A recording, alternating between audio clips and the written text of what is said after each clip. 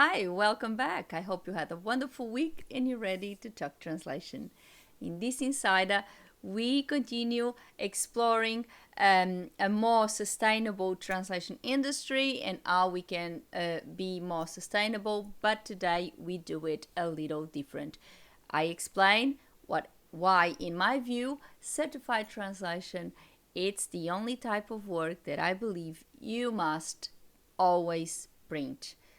So stick around. Let's see why. So let's talk certified translation. And it's one of my main business is certified translation. I am an artist certified translator in Australia. I've been doing this for more than 10 years. And it is something that obviously I've got a lot of experience on, and a topic that sometimes may cause some division even among translators. So should we or should we not print translations? Or should I say certified translations? Well, in my view, you should never send a translation, a certified translation, on the email because that's very dangerous. Now, your question, is it okay to scan a certified translation? Yes, it certainly is.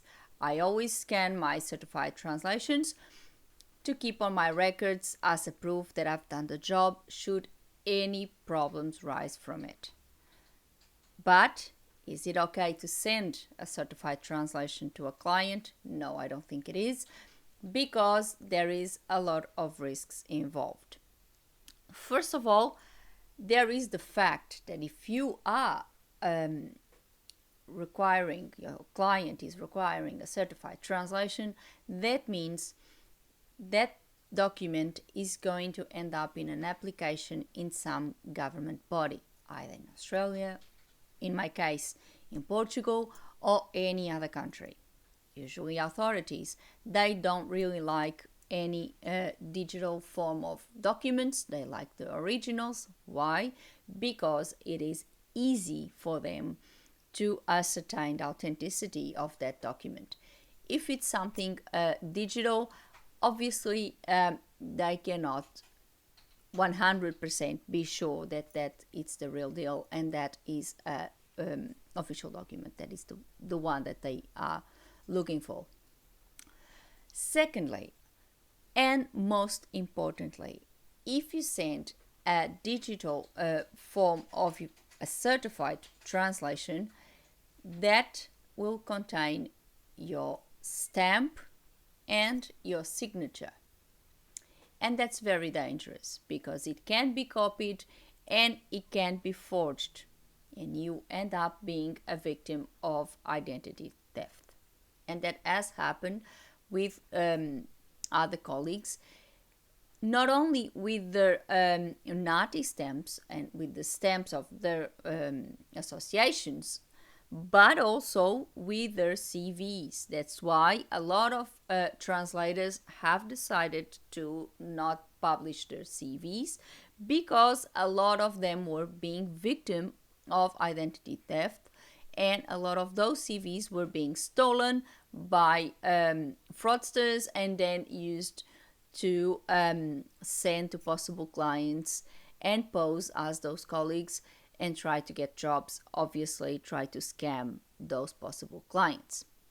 This is not only bad for the clients that obviously get robbed, get conned, but it's also bad for you because in some ways it's your name that end up tarnished with all of these. The clients are not aware if it's you, because sometimes they even use the name of the translator, they use the real name of that translator, they just try to pose as that particular person, which is very, very dangerous, as you can imagine. And of course, if you're going to pose or if you're gonna give a job to a certain person thinking that that person is such and such, a certified translator, blah, blah, blah. And then you end up being conned. You end up being robbed because that person is obviously a fraudster. They will take your money, the job doesn't come up, and all these sorts of things. You end up having a bad image about that name that you know. You may then come to know that that was fraud, and the real translator has been a victim as well as you. However, in the first instance, you may actually say, oh, look, this is not a real translator, this is a fraudster, blah, blah, blah. And then that will be associated with your name. So it works bad for both ways. It's bad for the client that may engage in a service that in reality does not exist, but it's also bad for us because we get our identity stolen, and it's an absolute mess. And in the case of our stamps, it's one of the things that NATI recommends is that we never publish anything regarded to our stamp, because it is very dangerous to put a digital form of our stamp out there. Can be stolen and can be misused. So that's why I believe, and I'm all for sustainability, I never print stuff that I don't need. I don't print my jobs, even the originals. I know sometimes for convenience people print the originals and then they just have a look so they can underline, they can do whatever they want. I don't do that. The simple reason is I waste less paper, so less trees down, and obviously I have less wastage, I'm more sustainable, etc, etc, etc. So I never print out anything unless it's a certified translation. That in that case I believe you must do it, because it is a safety measure for yourself and for your client as well. I recently got asked if by a client if I could send a copy of that certified translation I've done to the client, and I politely said, well, that's not possible for safety reasons, and I explained exactly why.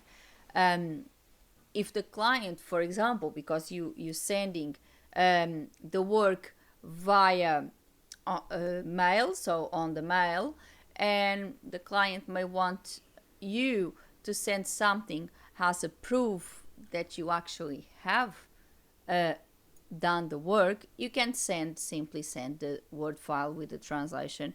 You just save it as a PDF so it cannot be altered, and you send, look, this is what I've done, but I cannot send you the certified version of it, because obviously it is very dangerous and it can be stolen.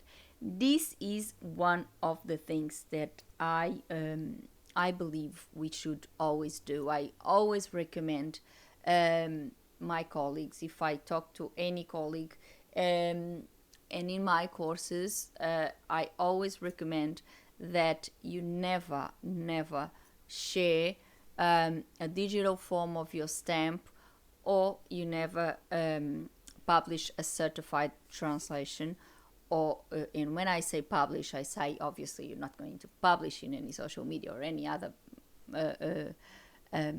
public forum, because obviously there is confidentiality rules applying here. But when I say publish, is when you send an email, we all know that even though we should be safe, even though there's all these safety measures that we put in place, etc, etc, we all know that sometimes emails can be captured by hackers and all sorts of other fraudsters. And if our stamp gets captured, if our stamp gets copied, they can easily forge our signature, and they can start certifying translations on our behalf, and that's really a serious crime.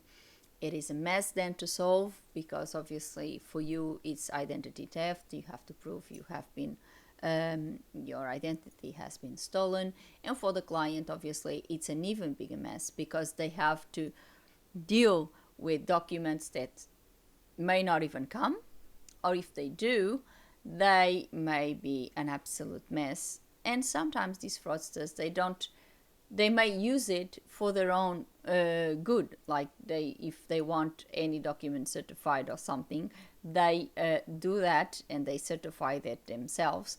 So using someone else's forged credentials in order to get what they want. So it's a very serious issue. So be aware of this. It's something that somehow you will see that is a divisive issue. Some translators think that's okay, it's not a problem. I particularly think that it is a problem, and you should never send a certified translation over the mail, because it is a serious issue. So this is my 5 cents about this. And that's all for today. I hope you like this insider of this week. I hope you really understood why it's so important that we really don't put anything regarding our stamp online, or share it anywhere online. I hope you really understood what may happen, and the reason why I do believe that we must always print a certified translation and send it via normal mail. I usually send it via express mail, Australia Post Express mail. Internationally, I have had clients internationally, and I do send it via DHL. Most of them choose the DHL because obviously it's the safest way of doing so. They obviously guarantee the safety of your documents. And this is by no means any publicity to DHL. I'm just saying that's the service that I use. And within Australia, I use Australia Post. But I use Express, and I give the client a tracking number. I also have the tracking number, and I keep on following the progress of the parcel, so I know exactly what's going on. And if there is any problem, I can complain straight away and get on top of things. Certified translation, you must understand that certified translation at the end of the day is an official document. When you present a certified translation, it is an official document. It holds your stamp, it holds your signature, so that's an official document and should be treated as such. Therefore, you should understand that the client would want the original, because that's the one that they will present in whatever application they may be doing. And of course, for you, it's a security. For the client, is a security, and I believe it's the best option for everyone. Obviously, it involves printing, but I think sometimes you just can't avoid it. And this is one of the cases that you really can't avoid it. You can be sustainable in so many ways, but this is the only reason, and the only reason, there's no other word, that you print in translation is certified translation, that in my view must be printed.